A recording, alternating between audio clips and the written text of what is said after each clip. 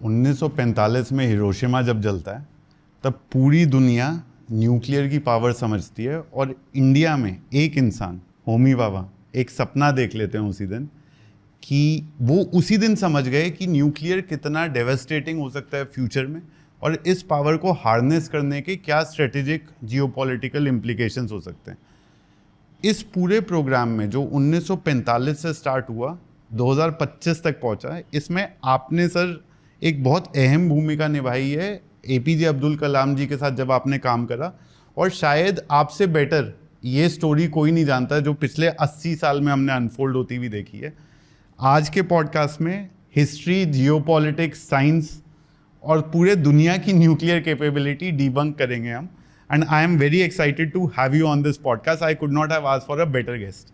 Thank you once again. It's a third time we are meeting. So अच्छा है, it's a good topic and I am sure it's a very important topic from not just strategic command के perspective से बल्कि civilian aspect से भी बहुत ही important है। तो और दुनिया भर में विशेषकर अभी आजकल जो चल रहा है इजराइल ईरान के बीच में कॉन्फ्लिक्ट चालू है, ऑलमोस्ट वॉर ही है समझ लीजिए। उसका केंद्रीय बिंदु जो है वो तो न्यूक्लियर वेपन्स है। So it will always remain nuclear weapons, nuclear even civilian technology। और चूंकि उनके बीच में गैप बहुत ज़्यादा होता नहीं है, कब इधर से चीज़ इधर पहुंच जाती है समझना मुश्किल होता है।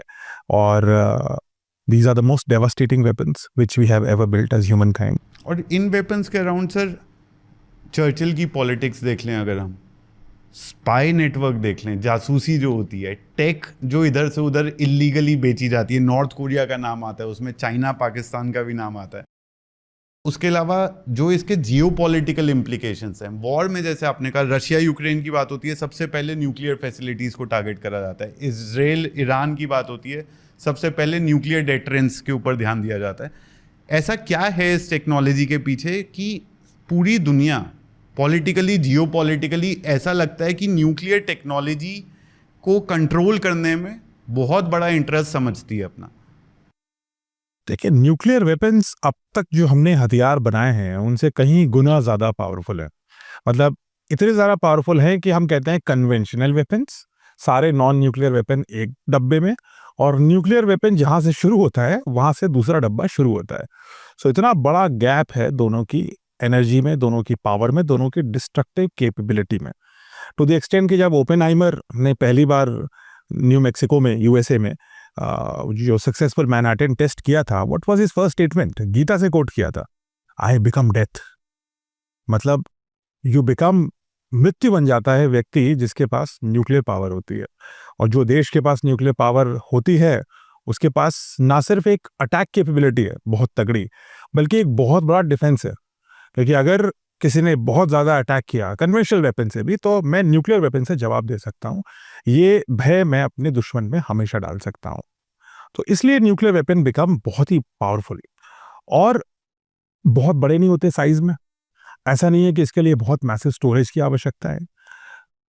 ऑफ कोर्स उसको डिलीवर करने के लिए स्पेशल चीज़ें लगती हैं। मतलब जो मिसाइल न्यूक्लियर केपेबल है वो थोड़ी अलग होती है, जो एयरक्राफ्ट न्यूक्लियर केपेबल है डिलीवर करने में वो थोड़ा सा बड़ा होता है, लेकिन इतना मुश्किल भी नहीं होता न्यूक्लियर वेपन को डिलीवर कर पाना। ऑफ कोर्स सबमरीन से डिलीवर करना थोड़ा ज़्यादा कॉम्प्लिकेटेड है, बट डिलीवरी कोई ऐसी बहुत कॉम्प्लिकेटेड नहीं है। स्टोरेज अगर आपके सेफ्टी स्टैंडर्ड्स हैं तो आप स्टोर करके रख सकते हैं, और डिस्ट्रक्टिव कैपेबिलिटी डिस्ट्रॉय नहीं होती ओवर टाइम। सो इसलिए ये बहुत ही खतरनाक वेपन है। और चूंकि विश्व ने 2 न्यूक्लियर अटैक्स ही देखे हैं अब तक, और दोनों 3 दिन के अंतर पे हुए थे, अगस्त में 1945 6th और 9th, हिरोशिमा एंड नागासाकी। उसका जो विजुअल इफेक्ट था दुनिया पर वो बहुत ही मैसिव था। क्योंकि यू आर टॉकिंग, अगर आप गए हिरोशिमा, मुझे पता नहीं, अगर आप जाइए वहां पे तो आपको ऐसी एक परछाई मिलेगी जो एक दीवार है सरवाइव कर गई वो। उसके सामने उसके सीढ़ियों पे शायद कोई व्यक्ति बैठा था, उस व्यक्ति के ऊपर बहुत सारा न्यूक्लियर रेडिएशन आया होगा, तो जैसे सूरज आ गया नीचे, तो उसकी जो छाया थी उस दीवार पे पड़ी। आदमी तो वेपराइज हो गया, वो तो वाष्प बन गया, वेपर बन गया, लाश भी नहीं बना, लेकिन उसकी छाया जीवित रह गई। सो ऐसे आपको छाया मिल जाएंगी हिरोशिमा के शहर में।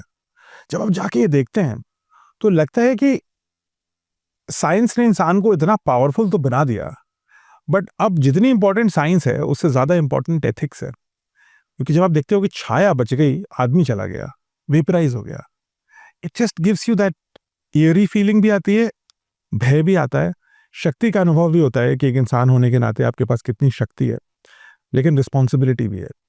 तो न्यूक्लियर वेपन्स, कई लोग बोलते हैं कि इसकी वजह से डिस्ट्रक्शन आया, लेकिन कई लोगों का ये भी मानना है, और मैं भी उनमें से एक हूँ, कि थर्ड वर्ल्ड वॉर इसलिए नहीं हुआ क्योंकि सबके पास न्यूक्लियर वेपन आ गए थे।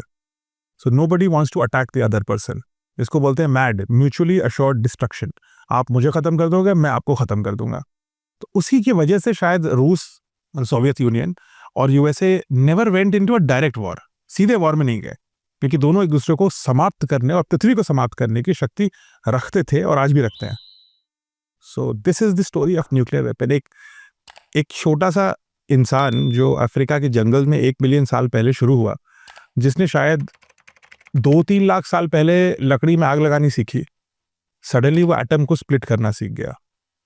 And that I think is human. वो जो न्यूक्लियर पावर मिली उससे, यूरेनियम का जो छोटा सा एटम, हर एटम में कितनी शक्ति है वो तो पता है हमें, लेकिन उस शक्ति को हम निकाल सकते हैं, ये अपने आप में एक बहुत बड़ी प्रोग्रेस है किसी स्पीशीज के लिए। और अपनी मर्जी के हिसाब से इस्तेमाल कर सकते हैं। वो तो अपने विवेक है, उसमें तो विजडम भी है ना। हाँ, सिर्फ शक्ति नहीं है, विजडम भी है। आप उसी न्यूक्लियर वेपन को स्प्लिट करते हैं तो हथियार बनता है, नहीं करते हैं उसको कंट्रोल रूप में करते हैं तो एनर्जी बनती है।